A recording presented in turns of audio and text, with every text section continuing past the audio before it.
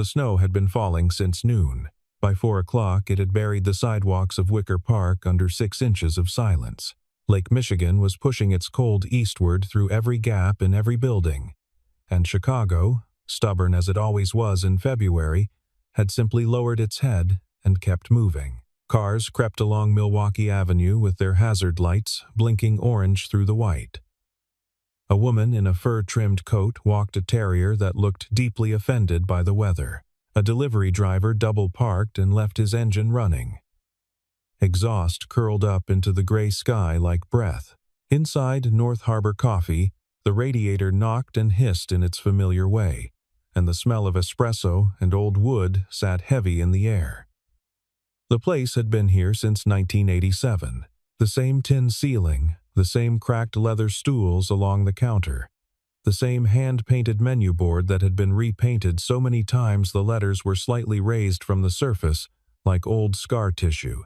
The owner, a compact man named Theodore Papadis, had bought it from the original family 15 years ago, and had not changed a single thing except the hours, which he'd extended by 2. Daniel Carter was wiping down the espresso machine when he noticed the snow was beginning to pile up on the outside windowsill. He watched it for a moment, the way it accumulated without drama, without announcement, just quietly becoming more than it had been.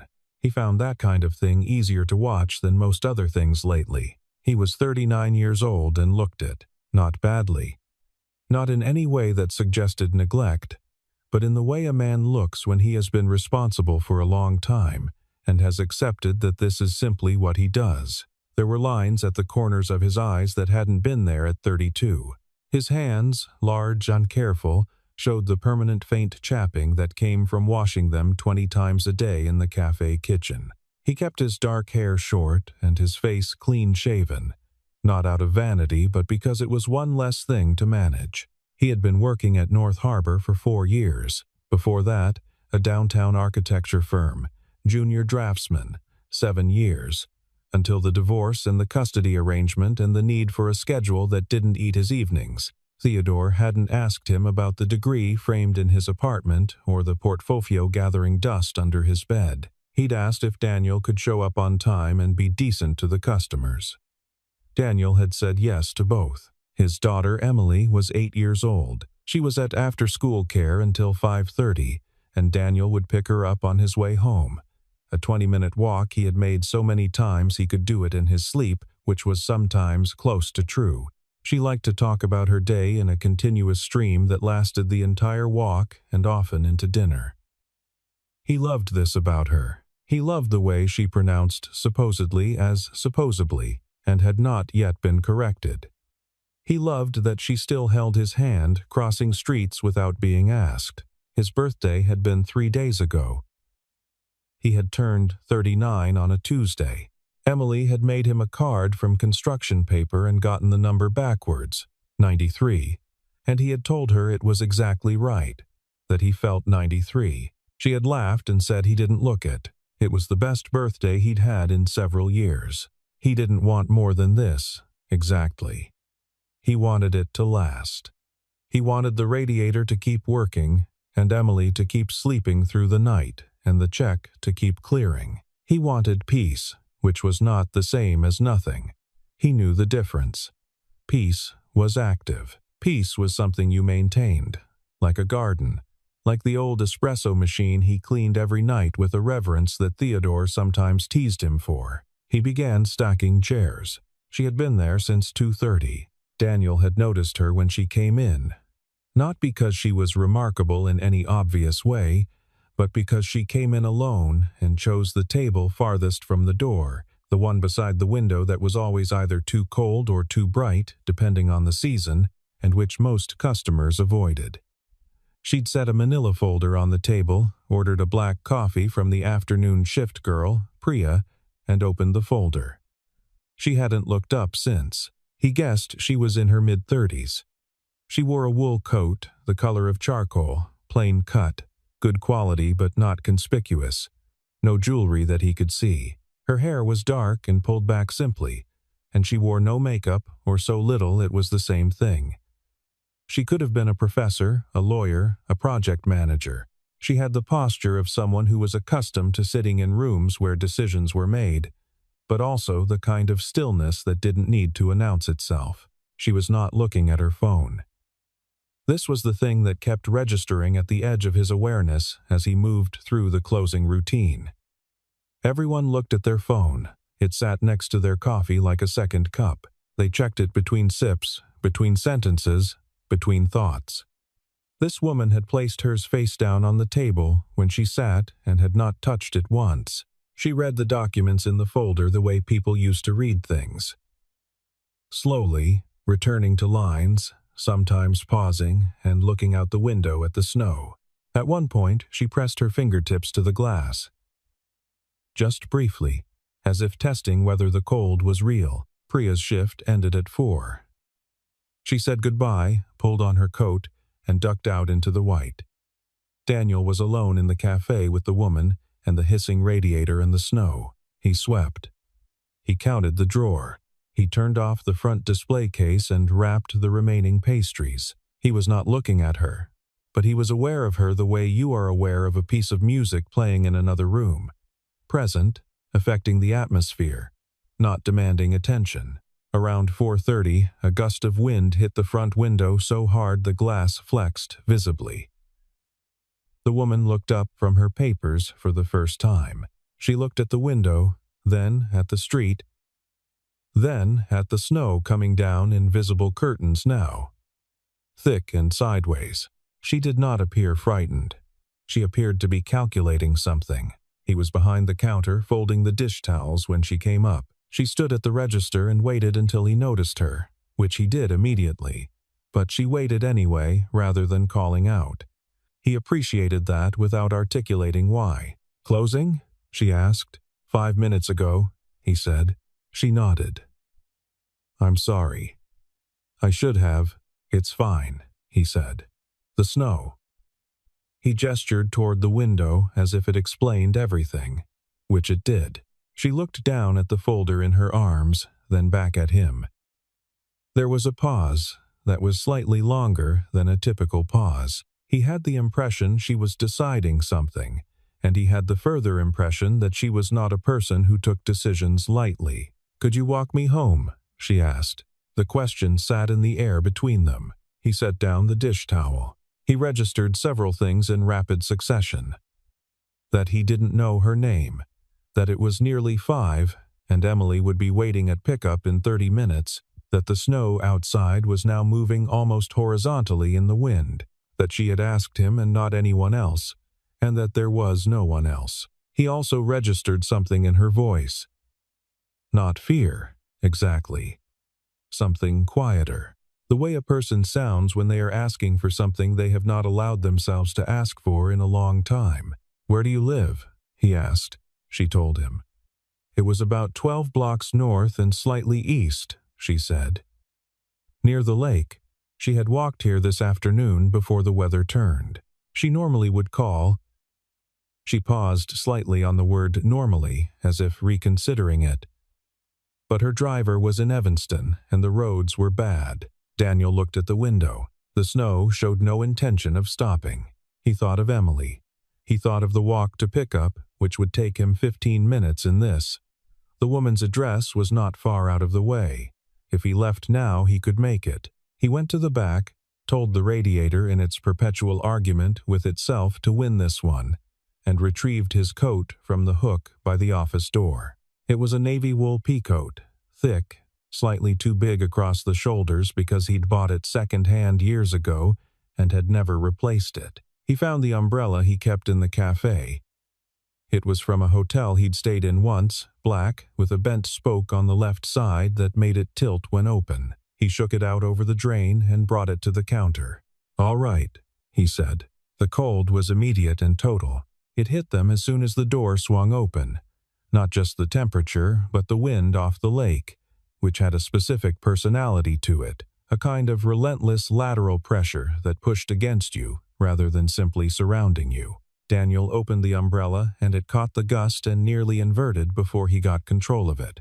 He held it low and tilted it into the wind, which helped, which was what you learned in Chicago winters. Lean into it. Go low. Keep moving. The sidewalks were white and unmarked. Whatever footprints had been there before had been covered over. The streetlights had come on early, orange against the gray sky, and the snow caught the light and scattered it so everything was slightly luminous and slightly wrong, like a city in a photograph from before you were born. She walked close to him without being asked. There was enough space between them that it wasn't awkward, but close enough that the umbrella covered them both. His right shoulder was in the wind and getting wet through the coat. He didn't mention it. For the first block, they didn't speak. The wind made conversation difficult, and neither of them seemed inclined to force it. He watched the ground for ice. There were patches of black ice forming already beneath the snow, and he stepped around them when he could. She followed his path without comment, which told him she was paying attention. At the second block, she said, without looking at him, "How long have you worked there?" 4 years, he said. She nodded. The wind eased slightly in the lee of a tall brick apartment building, and they both unconsciously slowed to take the shelter. "Do you like it?"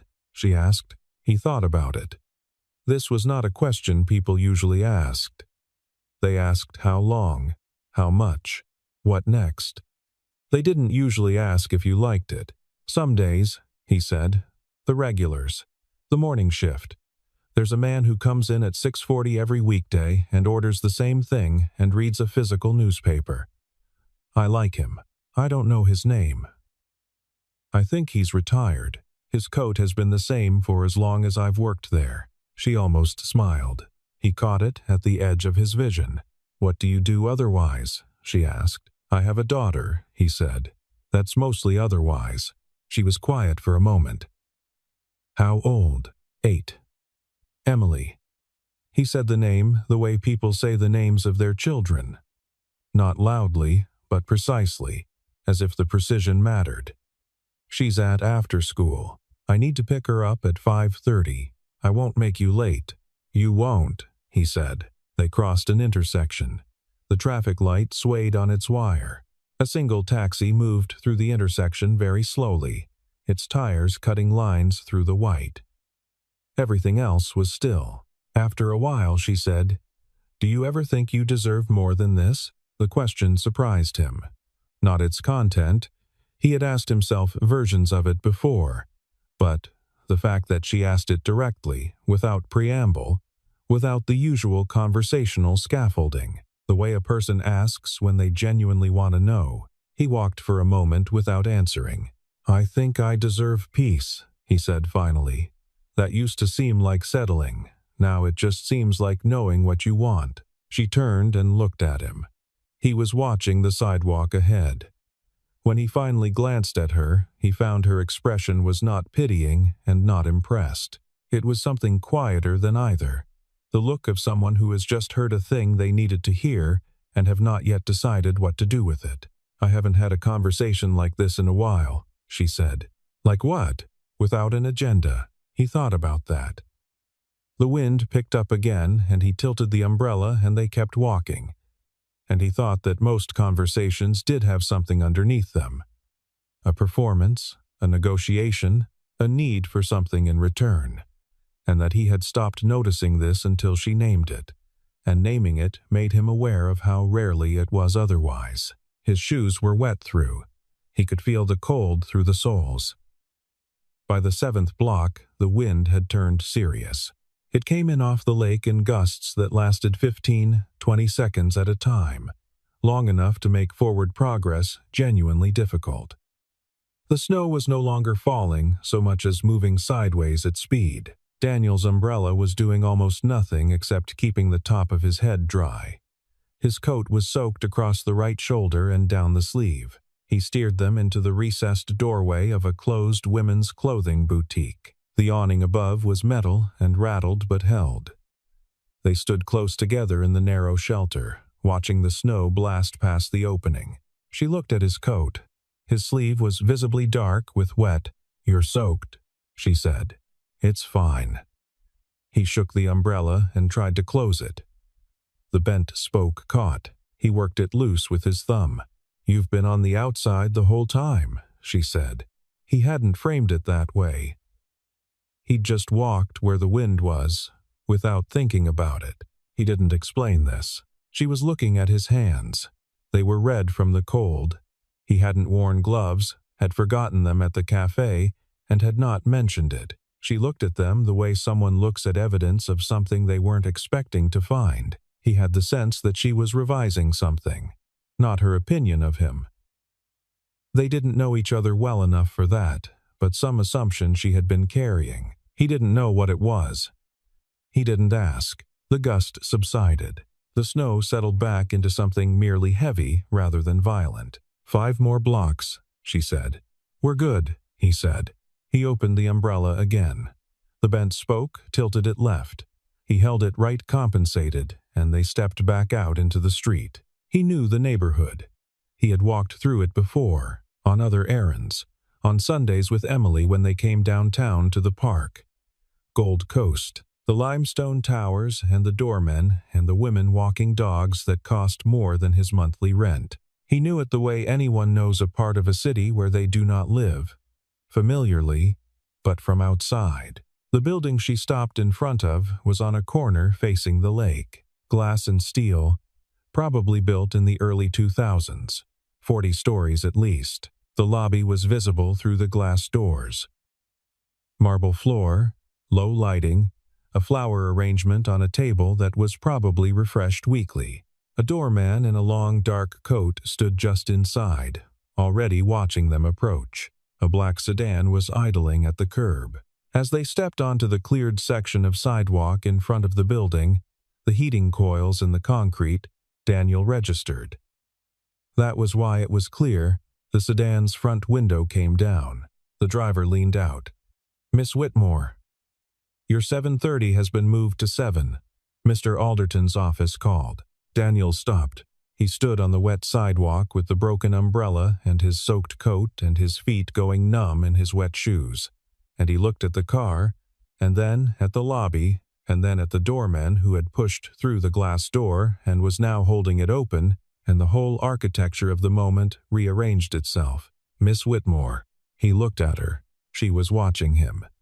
Not with apology, not with embarrassment, with something more complicated, the expression of someone who has been found out in a way they half intended, and is now waiting to see what happens next. He took a small step back. It was unconscious. He recognized it afterward as the instinct of a person who suddenly understands they are in the wrong frame. You should go, he said. You have a meeting. It was moved, she said.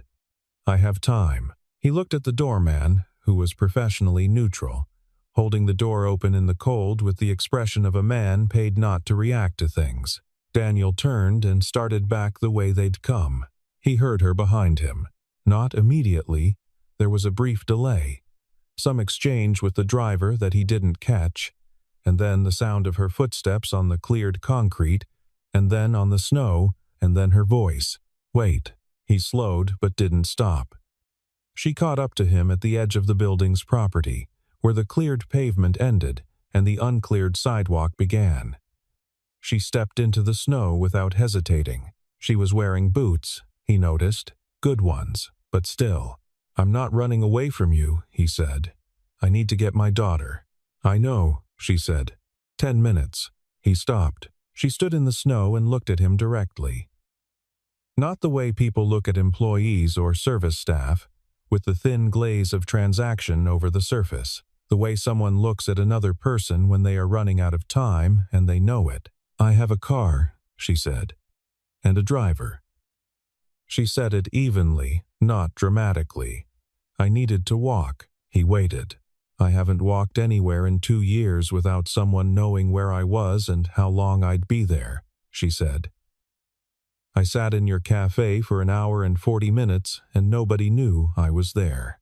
It was... She stopped. It was just an hour and 40 minutes. But he understood. He didn't say so yet. Every conversation I have, she said. I can tell within 30 seconds when they've figured out who I am, what I'm worth. It changes. The way they look at me, the way they speak, what they say and don't say, it changes and I can't. She pressed her lips together. I can't get it back to what it was before they knew. The snow fell between them, quiet, relentless. You asked me if I thought I deserved more, he said. She nodded. What do you deserve? He asked. The question landed. She didn't answer immediately. When she did, her voice was lower. A conversation without an agenda. He looked at her. He thought about the woman at the window all afternoon, not looking at her phone, pressing her fingers to the cold glass, reading paper documents with her full attention. I didn't know who you were, he said. I still don't, really.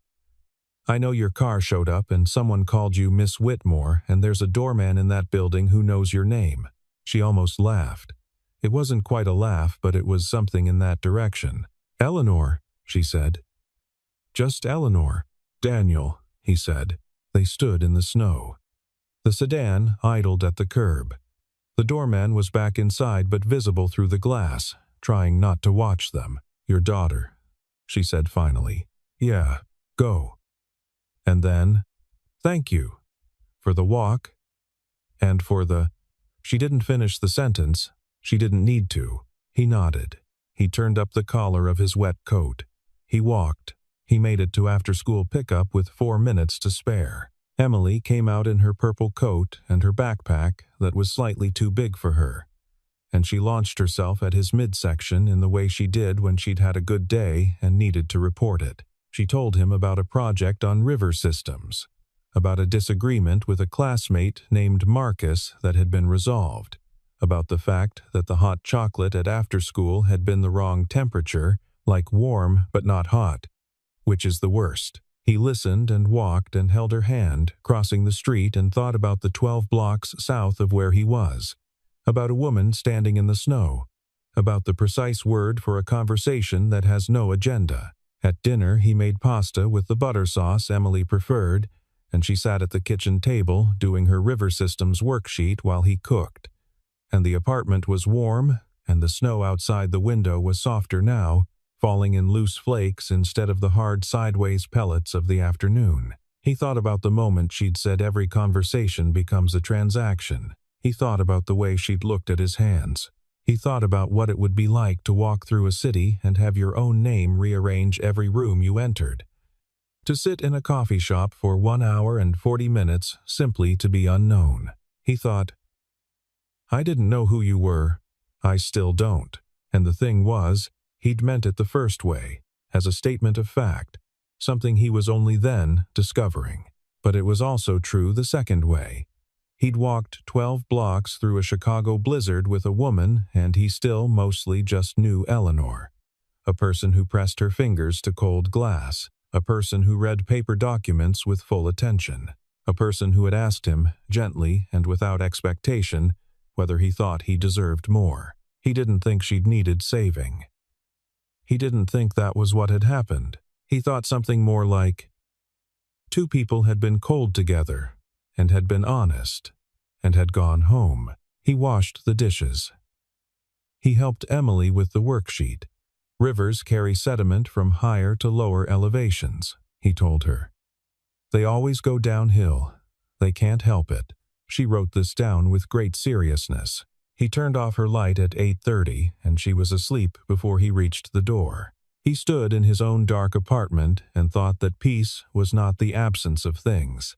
It was the presence of certain things, in the right proportion, at the right temperature. Theodore Papadis came in at 8 the next morning, 2 hours before opening, which he only did when something needed his attention.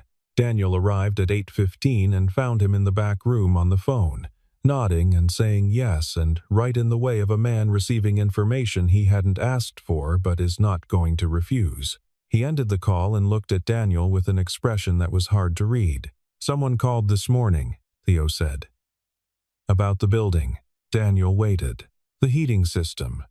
Apparently, Theo rubbed the back of his neck. Apparently someone is going to cover the cost. The full replacement and the roof section over the kitchen that's been leaking. Who? Daniel asked. Theo spread his hands. Anonymous. The contractor said a payment's already been arranged. They just need to schedule. He paused. I'm not going to ask questions. I don't want to know the answers to." Daniel was quiet for a moment. "Okay," he said. "You know anything about this?" "No," Daniel said, which was true in every way except one. He started the opening routine. He unlocked the front door and brought in the newspaper deliveries and started the espresso machine and let it run its warm-up cycle while he swept the mat. Around 9:30, the man in the old coat came in for his 6:40 coffee. It was 9:30, but he came in when he came in, and Daniel had it ready before he reached the counter, because he always did. At 10 past 10, the bell above the door rang. He didn't need to look up to know. He looked up anyway. She was wearing the same charcoal coat. She sat at the same table by the window, the one nobody else wanted, too cold in winter, too bright in spring.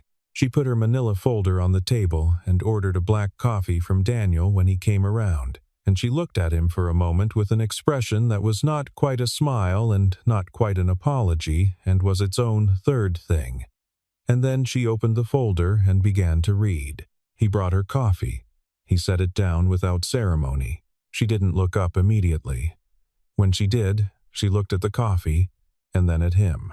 "It's the right temperature," she said.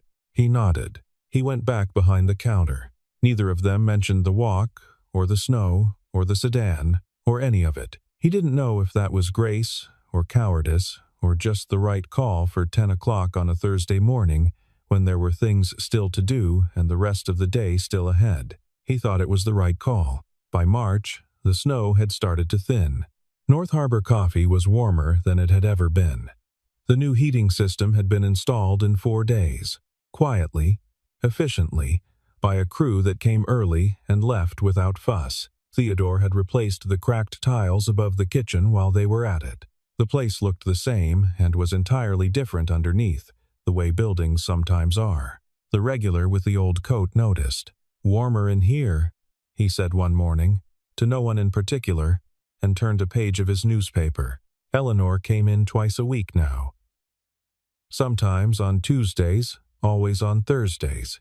She sat at the window table and read her documents and drank her black coffee, and occasionally, when the morning was slow, she and Daniel talked across the counter about small things, the weather still a legitimate topic in Chicago in March, the newspaper headlines, a book she was reading about the architectural history of the Great Lakes region, which he had opinions about.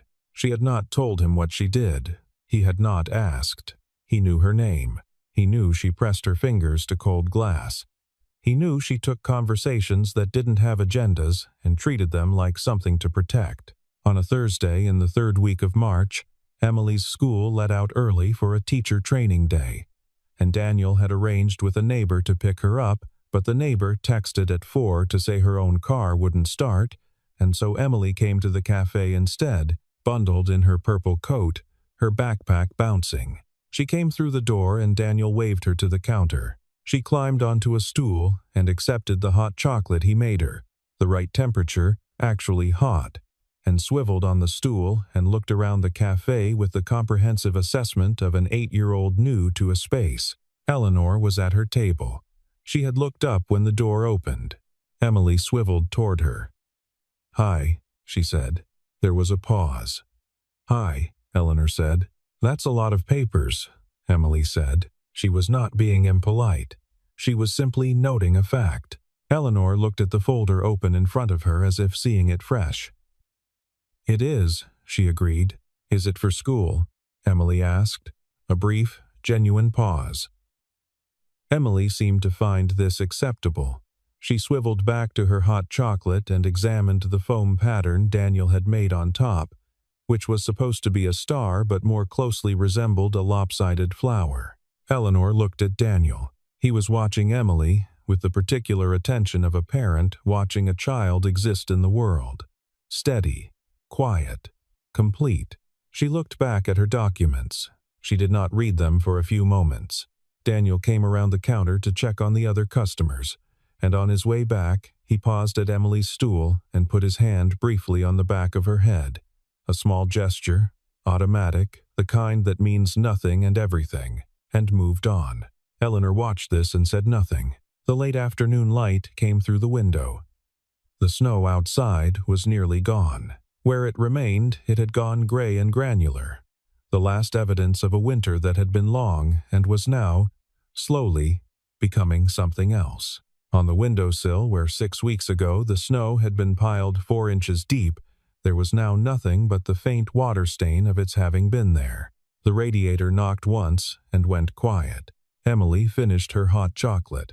She turned to Daniel and said, "Can I do my homework here? On the counter?" he said. "I'll be very tidy," she said, which was not strictly true but was offered with such conviction that he pulled a clean section of the counter clear anyway. She opened her backpack and arranged her materials. Pencil. Eraser. The worksheet on river systems. A different one. A new unit. The class had moved on, with the focused attention of a child who understood that the work was the work and the rest was just the rest. Daniel went back to his side of the counter. Eleanor sat at her window table and did not look at her folder. She was looking at the street outside, where the afternoon was beginning to soften into early evening, the light going gold through the last thin patches of cloud. A boy on a bicycle navigated carefully around a remaining patch of ice. A woman walked quickly with her chin down. Someone had shoveled a perfect path from the front door of the building across the street all the way to the curb, and the precision of it, the clear edges, the care taken, was visible and pleased her without her knowing why. She thought about what she'd said 6 weeks ago in the snow. Every conversation becomes a transaction. She thought about what he'd said back. "I think I deserve peace." She had thought about it more than she'd expected to. She had said the words to herself in quiet moments, in the back of the sedan, in the pause before a meeting, in the particular silence of a large apartment when there is no one else in it. She had turned them over and found them true and found them useful in the way that true things sometimes are. Not as comfort, exactly, but as orientation, a direction you hadn't known you needed. She thought she might be beginning to understand what peace was, not the absence of difficulty or complexity or the things that came with being who she was, but the presence of certain things in the right proportion. A warm room, a cup of coffee at the right temperature, a man who still just knew her name, a child doing homework on a counter, very tidily. She picked up her pen. She wrote 2 words in the margin of the topmost document in her folder. She looked at them for a moment. She crossed them out and wrote 2 different words, and those were better, and she left them. Outside, the last of the February snow was gone. The season was changing, as seasons do, without asking permission, without announcing itself, just quietly becoming more than it had been.